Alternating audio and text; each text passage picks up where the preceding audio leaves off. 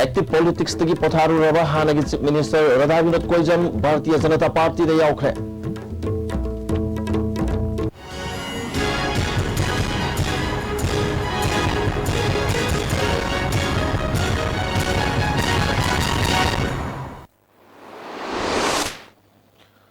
Kurumjari Istv ki pawding tabiri sing taram lokjari. Hojung maru ba paw santokna pijari. Active politics tagi potharu raba hanagi Chief Minister Radhavinod Koijam BJP da yaukre. Mahak putaram no opgi thorum ama nitaba chuthek ta pangthokre. Thoramadu da National General Secretary Ram Madhav, BJP Manipur Pradesh ki President KSS Babananda, State Election Management Committee ki convener TS Sauba, MLA TS Biswajit, BJP ki Wangaloi N Biren Y Irabot, Thangmaiban Kendra di BJP ki Mirep Oigator Jotin Y Khom Susaruyaki. Thoramadu da Sasut against Congress ko Babulet Amasu Phongki. National General Secretary Ram Madhav na hanagi Chief Minister na party as the Europe pana party asi hena mapangan kangkat halagani. BJP na tampakta Congress ka aduga chingdana NPF ka akan balamba tongnagani. Congress amadi NPF pu maithiba piduna Manipur da BJP ki government ama semgani. Hauki basai tra manga asida Congress government na kari thabak tawkhrabagi haibasi miyam na khangdana bu wafamni. Government asi miyam na handak para tambirasi haki. Manipur में भी वही हाल होने वाला है, junior opposition party बनके रह जाएगा।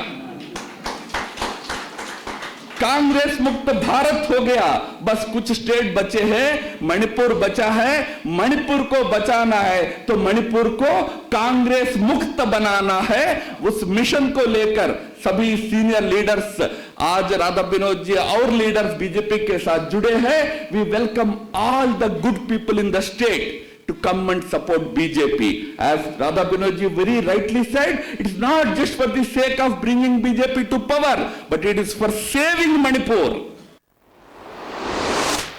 Nona yarut laba Radha Vinod Koijam na miyam na home ama purukna bagi matam hojukti lakle apabalingak leitraba transparency amadi accountability leitraba government muthalasi apaba chakotpa Manipur ama ohelasi haiki. Moi masagi demak khanjaraba adugumba government Zaitra Mangak Hangae for the nation, for the state. A change is a must. There should be change. Singzu Yokalop ki Makada Singzu Festival Committee na Sinduna Kangabokta Sathariba Singzu Festival Asidami Lusing Kayana Numit Kuding Yang Balaknari. Hiramasaki Matang the report of Malobishi. How keep a take Kunipani Hauduna, Laliba take Nipan Power Nimitara in Togi Singju Festival, Kangabok the Labor MMRC and Unity Park Saturday. Festival Asida Stone Sama Hangli, Stone Singju Asigi Manunda, Stone Tarama Toidi, Singju Haktaki Oina Pamhali. Hivers Stole Asida Yelhong Digi Laikai Kungang the Labor, Potpam Amagi Satam Upangli. Since Asibu Yokapata Asabut Haudang Leva Asin Arangi, Mihut or Simeraga Unadun Waris Havimati Amalavirasi. Yelhong Laba, I could get Singju, Paifu, Yelhong Later, but since I say Musilla Kwasida, I could get since I Yokana get the knife for the Pandamala air, Machina Koi Chingtam, Amatori, Shizan, Himinagani, Singju Sadaba, Yellow Mimatalam, Namsa Lady, Kanjarakanda, Singju Kaluf, Sayol, Sinzadana, Singju Festival, as I could get Sinzabani, Sinaranga Pamiba. Pandam adu yaubra yaudabra haina Istv na thijan lobada yamna naha oiba mioi amana phungdorokpada momo kumba ka chokumba sabse nusu nu khale bi hakchang na singju kumba best na chanungai ba saba aduga hakchang su yangba aduga mahausu dum chanan dum le mok san ye san di ai ko koina aduga dum haure selai si yam lam la ka jan yam nuai Akang ahi kayana Singju asi Sakshan Yamna Kanaba Adumba Makangi Mateni Hana Hainari. Amaronda Mitai Sing Yamna Luna Tamzariba Puya Kayadasu Matela Sigi Matang Yamna Mayak Sing Iri. Amam Sikulom Kawapuyada Tongarangi Pakoloi Kamun Kikoi Lowi Nura Paktim Heavy Na Muiba Amagi Tawai Loram Dida Mui Adugi Quadagi Nusijaba Amagi Saiwan Olaga Lai Mahagna Tawai Aduda Tongan Nawa Piren Hai Haina Kanaba Mayamna Asi Haibong Haina Kanaba Hai Asi Masjid am a pigeon of Honey. Hai Asi Hek Pizaki, but the Tawai Aduna Mahana Hana Nusijana Punama Kapuna Nuragi Matu Inki, Nurana Ahanbo and Lalambung Sindon, Mataka Lava Kaitenda, Wangding Kobi Sinju Pizai, Madugi Sinju Sarab Matunda, I hacked in Hana Nusijeriba Mio do not be Haiduna Mahakanaraga, Tongangi Manaka Tinki, have a Mayaxin Iri. मरम असिना लमदम असिदा लेबा यलहोमी खुदिमकना मै असिदा लाक्तुना सिगुम्बा मथेल असिगी महौक तंगाई फदे हाइना लौजै cameraman ननावगा लोइना पाउदम जरिबा निंथौखंगम साना जाबा मितै खंगाबो central state BJP party की ticket पिरकलिबा से party बु नुंगसिबा मियाम याबा party की चटना कानून ngakna चटपा मियोइदा पिरकपनी हाइना पासोई केंद्र बीजेपी की मिरेप ओइरिबा बीजेपी मणिपुर प्रदेश की वाइस प्रेसिडेंट एस प्रेमानंदन फोंदोखरे अफम सिंगसी माकी हाउस कैंपेन होदोपगी थोरमदा फोंदोखिबनी तिरादली बमहा की युमदगी हौखिबा कैंपेन अदुदा पार्टी वर्कर अमसुंग महाकपु सौगत मियोइ कयामरुम सरुयाकी पासोई केंद्रना कांग्रेस की मिहुत थागतुना मिनिस्टर फाव ओइरबसु हौगी चई मंगा सिदा कम्युनिटी हॉल अमदी मैरा संखरा साब नतना मियाम की सौगत थोरांग थबक सिंग पैखत उदे मरमदना पासोई की मियाम मिकअप थोकले अवुन केंद्र अम पुरकनबगी दमक बीजेपी दा थाजब थमली पार्टी की टिकट खक्ता फंगनबा बीजेपी बुनुंगसिबा साबसिंग स्टेट अमसुंग सेंटर की बीजेपी की लुसिंबसिंग न खंगबना प्राइम मिनिस्टर की मंगलान मंगफाउना हनबंगम मियोइद टिकट असि पिरकपनी पार्टी असि बुनुंगसिबिरबदी पुन्ना समिनदुना मणिपुरदगी कांग्रेस मुथलसि हाकी सोई सोईदना हंदकी लाकदब मिखलसिदा कोई भारतीय जनता पार्टी की कोई अनौबा शासन अमा श्री नरेंद्र मोदी की लुचिंग मखादा अदुगा महाकी गाइडेंस मखादा कोई मणिपुरदा लाकनी थाजब थमली केराव केंद्र बीजेपी की मिरेप ओइरगदबा लौरेंबम रामेश्वर की भोट खोम चटपदा केंद्र सिगी एमएलए की कांगबुना अपन पिरकपदगी पुलिस नंगाक सेंदुना भोट खोम की थबक चथखरे नस अयुक अंगनबदगी केंद्र की युमथोंग चंगदुना लौरेंबम रामेश्वर की भोट खोम की थबक चथरिङै सिटिंग एमएलए की कांगबुना लौरेंबम रामेश्वर कांगबुगी गाड़ी अकाय तोय थोन बतनतना रामेश्वर की मसा सोकना अथिंग पिरकपदगी चरांग नबंग हाक थोकी तुंगा इरिलबुंग पुलिस स्टेशन की टीम अमा लाक्तुना सेक्शन थौरांग लौखतकी रामेश्वरना एमएलए की मियोइ खरना सथरकलिबा थौंग असि पेंदबा फावी नियम चुमना भोट थेंगनबदा अकीबा करिसु लेते मियाम की साना थगनबा पोलम कया लाना सिजनबा एमएलए अमदि माके कांगबु मियाम न परा तंबिगु मतम ओइरे हाकी थोदोबा केम तोजगी लेते मखा तानाजु खoi तौजरोय आई वाकरसिंग दजु मेदाइ थोंग हाइजारी खना चेना यावदना याम शांतियबा इलेक्शन द पामजे आई वइना हाना मिनिस्टर ओरंबा एल जयंत कुमार डीजीपी ओरंबा वाई जोय कुमार खुराइजम लोकेन हाजी अशरफ अली लोनेना वार्ड नंबर 11 के काउंसिलर नेशनल पीपल्स पार्टी द चंगलकपदा पार्टी असगी प्रेसिडेंट थांगमिलियन किपगेना अयाबा पिखरे एनपीपी सगोबन ब्लॉक कमिटी सिंदना वाहिंगम लेकाय लेबा कमिटी ऑफिस ता तराम ओपगी थरम अमा पांगथोखरे थरमदुदा national general secretary Vivek Raj Wangkhem women front की प्रेसिडेंट जी सेतपति सुसब याकी थांगमिलियन किपगेना मणिपुर लेबा अतई नेशनल पार्टी सिंगदा मियामना थाजब वानरपा अवोंबा पुरकनी हाबिगी ममी उरक्तबदगी फिबम से कोनबगिदमक एनपीपी लमदम असदा पुशलखिबनी पार्टी से थाजब थमदुना मियो कया चलकपसिना पार्टी से हेना मपांगन कनखटलगनी हाकी वांगोई केंद्र मिरप ओगदब केएस लोकेना केंद्र की मियामना पार्टी यंगलगा भोट पिरोइदब मरमना बीजेपी की टिकट फंगद्रबसु पार्टी असिदा यावरगा मिखल थेंगनबा याबा पिरकपनी हाकी नसी लमदमसिदा अवोनबा पोरकपुदा सोबा थौदांग लौगनी खल्लगा आइना पार्टी सिदा जॉइन तौजबनी अदुना इलेक्शन माय पाकपा है प्रजा की खुद लेबनी पार्टी नती वांगोई केंद्र बीजेपी कईदोंद मयोन चोंग है मफम थमजरमगे हाना डीजीपी ओरंबा वाई जोय कुमार महाकलोइना उरीपो के काउंसिलर अहुम तोकपगी थोरम सिंगमेरोंग लेबा एनपीपी ऑफिस ता पांगथोकी जोय कुमार मंगोंदा बीजेपी की टिकट पिरक्तरब मतुंग नेशनल पार्टी कयाना महाकपु मिरप ओइनबा हायरक लेरबसु अवानोपोकी अपुनब तंगदु लेताबा अमदी अवोनबा पुरकपदा हेना मपुंग फाबो वाखलोन चेनबा एनपीपी दा थाजब थमदुना पार्टी असिदा चलकपनी हाकी कोई लेबा नॉर्थ ईस्ट लेबा कामु म्याम से अखोई सु पुनसिलगा अखोई सि यूनाइटेड ओइना अखोई सु बार्गेन तोबा अखोई सु डिमांड तोबा अदो अखोई थोकपुने तोमिनो बाइसे यामना दरकार ओइबो आई बीजेपी दा लेंगेदा सिगी पार्टी सिगी नेचर सि सुमने से आई खंगमदे याम से ना मसी खंगम अदुदी आई बीजेपी जॉइन तो से जॉइन तो खेत्रीगांव केंद्र मणिपुर नेशनल डेमोक्रेटिक फ्रंट की मिरेप ओगदरुबा टीएस नंदकिशोर की कैंपेन टॉप अवांगलेकाई होखे टीएस नंदकिशोर बीजेपी मणिपुर प्रदेश टिकेट पीबद नियम कायना थबक तवी मतम कुइना पार्टी असिगदमक्ता होनरकलगा टिकेट पिरक्तब असिलाइबक थिबनी माकी मखादा केंद्र सिगी ओइरंबा मेंबर सिंह बीजेपी थादोक्तुना एमएनडीएफ ता चंगले हाकी अदुना बीजेपी की लेरिबा थाकसे हौजिक लेरिबा थाकसे की सुम कुमधरकनी अदुना मखोइना अचुम्बा थीदना अचुम्बा तौबगी नमादा मखोइना प्रजासिंगदा पीरिबा अवाबा कया मसिगी सोयदमकी प्रजाना लमन सिंगकनी Langthawal Kendra da Congress ki ticket tanaramba mutum Dinesh Lakadur Mikhal Sida Karamba Party da vote lepkani haibadu ngasino manini asida lawthok lagani hari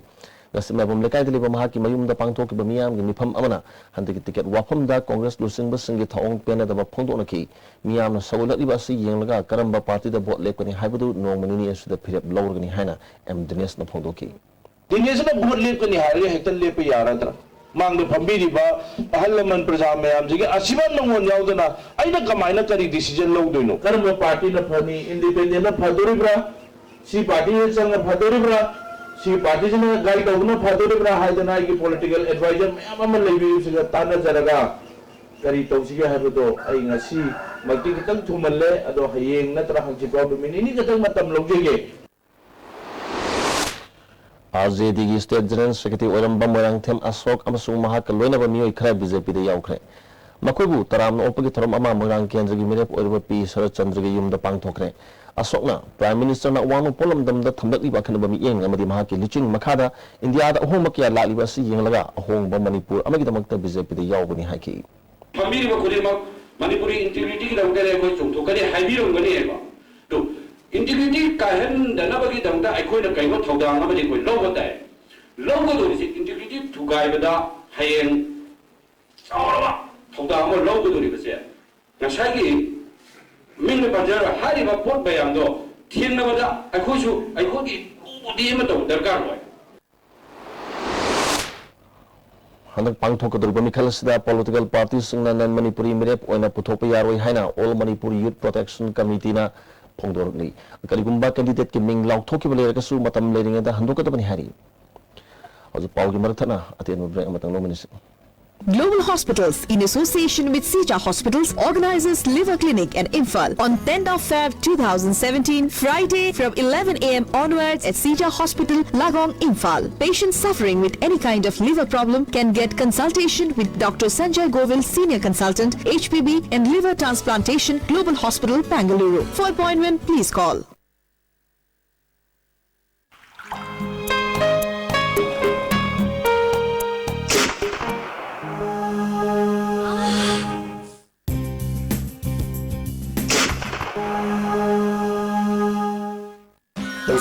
Pain relief ointment, khwang naba, tok sikpa, tang sikpa, thu naba singda sinaba yarba, lipsa putna puthok saba auza.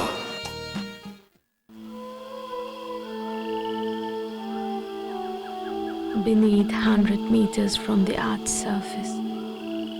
naturally filtered through saline stones, pure, clean and healthy water.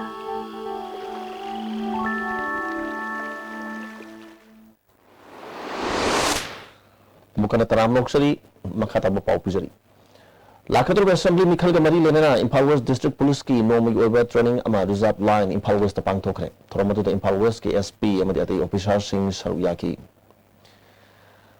numid humni chathagada ba off grid solar PV technology ki training program ama MNRE NISE amadi manireda gi matenga loinana National Institute of Electronic and Information Technology Imphal sinduna akampata labor institute asida hodokre Institute asigi senior technical officer RK Nauzing and Maitaina conventional energy sizinabagi chang hantahanduna global warming hantahanbada solar energy sizinabana kadai phawba kanhali habadu khandanabagi pandamda training asi pangthokpani haiki akoina training partner oina Nelit Imphal na organize toraga hoigi miyamda sigi renewable energy sizinabagi chang si wangkhathanana baina renewable energy se kaino renewable energy se solar adagi wind energy, hydro energy, biomass, biogas na sing mayam si. Sigi technology mayam si lay kuna sumana season na si na raga kuna conventional energy ate si dagi season na sangsi handaraga carbon emission ko handan ba dagi long term kana da global warming thon handan na bagi kana oiba hengat na ba na kuna renewable energy kana si awareness training si pangthuk sabane. Sky Hospital Imphal na Manipur ahan boina sahi amaga tha manga khaktangai riba angang ama congenital heart defect tagi mai pakna pinhole surgery tawduna layang mangam khre hari lamphel da hospital la pangthok papau gi mifam amada hospital asigi managing director Dr. Sam Kishona ꯄꯤꯂꯤꯕ ꯑꯉꯥꯡ ꯑꯁꯤ ꯍꯥꯟꯅ ꯃꯄꯥꯟꯗ ꯄꯨꯗꯨꯅ ꯌꯦꯡꯕꯗ ꯈꯨꯗꯣꯡꯊꯤꯅꯤꯡꯉꯥꯏ ꯑꯣꯏ ꯍꯥꯏꯗꯨꯅ operation ꯇꯧꯗꯨꯅ ꯍꯜꯂꯛꯈꯤꯕꯅꯤ ꯑꯗꯨꯕꯨ ꯁ꯭ꯀꯥꯏ ꯍꯣꯁꯄꯤꯇꯥꯜꯒꯤ ꯗꯣꯛꯇꯔꯁꯤꯡꯅ ꯀꯨꯞꯅ ꯌꯦꯡꯂꯕ ꯃꯇꯨꯡ ꯊꯥ ꯑꯁꯤꯒꯤ ꯃꯔꯤꯗ ꯄꯤꯟꯍꯣꯜ ꯁꯔꯖꯔꯤ ꯃꯥꯏ ꯄꯥꯛꯅ ꯄꯥꯡꯊꯣꯛꯇꯨꯅ ꯍꯥꯔꯠꯀꯤ ꯑꯁꯣꯏꯕ ꯑꯁꯤ ꯁꯦꯝꯗꯣꯛꯈꯤꯕꯅꯤ ꯍꯧꯖꯤꯛ ꯑꯉꯥꯡ ꯑꯁꯤ ꯅꯣꯔꯃꯦꯜ ꯑꯣꯏꯕ ꯑꯉꯥꯡ ꯑꯃꯒꯨꯝꯅ ꯂꯩꯕ ꯉꯝꯂꯒꯅꯤ ꯉꯁꯤꯃꯛ ꯍꯣꯁꯄꯤꯇꯥꯜꯗꯒꯤ ꯗꯤꯁꯆꯥꯔꯖ ꯇꯧꯔꯒꯅꯤ ꯍꯥꯏꯔꯤ smallest and youngest child who has undergone device closure of hole in the heart successfully at Sky Hospital. We have already performed 30 device closure of hole in the heart, and she is the youngest. As you can imagine, the younger the child, the smaller the child, the more difficult the procedures, but we have performed the operation successfully in Sky Hospital on the 4th of February, that is last Saturday. We can proudly say Manipur can now perform device closure of hole in the heart without operation. Komphrup ki sahi ahum leraga pangthokpa mangarak suba triennial conference Surasanpur district ki Lower Kom Kairap ground da pangthokre. Lower Kairap Baptist Church nas yumbu oidura pangthokki tharom maduda nak oiba jagoi amadi ishwarbu saithaba isai sangdam naki UCTM Dimapur ki lecturer Dr. Asong Sarto Comoran Baptist Church Association ki executive secretary KS Talent na speaker oiki. Ngarang lusun lagi namita Komphrup ki khul nipu mari digi lakpa miyoi nipu na saba isai ki loop kontra humdoina gospel isai changdam naki Lower Kairap Baptist Church ki chairman LT Kom na pangtuliba tharamasi Manipur da khundariba Komphrup sing sakhang makhang naba ipa ipu sing na zatharamba tharom gi manung channa pangthokpani haki. Khoi kom jati si khoina district khuding makta lei ichai jaidan lei ado khoina hana non Christian oirangai matamda koi sumai chahi mawda punchid mangamdi ado after conversion into Christian korapa kan koi chahi amada amuk punchid rami. Naga People's Party ki Ziribam Yauna Kendra Taraga Mangagi Mirep Kiming Lautopada Pena Tabadagi Pam Tadok Nava Yaure. Karong Kendra Dr. Alexander Pau Mirep Onenaba Lautorkiba Yaning the Pondotuna, ADC member Party the design Torgani Haina, State President Iba Cherol Pishan Krehari. Tikaki Wapam da Pungal Kendrugi NPF area unit Supatana Pam Tadokre. Cherak Asida Chandilgi NPF office Kwashau Naraba party workers na among Ataton Krehari. Kegi Moirang Apun Bulup municipality level tagi upgrade tawduna constituency gi thakta Kegi Moirang Kendra Apun Bulup olagani hari. Bisnupur police na si yumo liter chani phare using adu diesel auto amada puduna lakpani hari. Odilo salak patamori bapa amukan pizari. Active politics tagi potharu raba hanage chief minister Radhabinat Koijam BJP da yaukre. Istv Paumiyang Tabri Basing amukan ang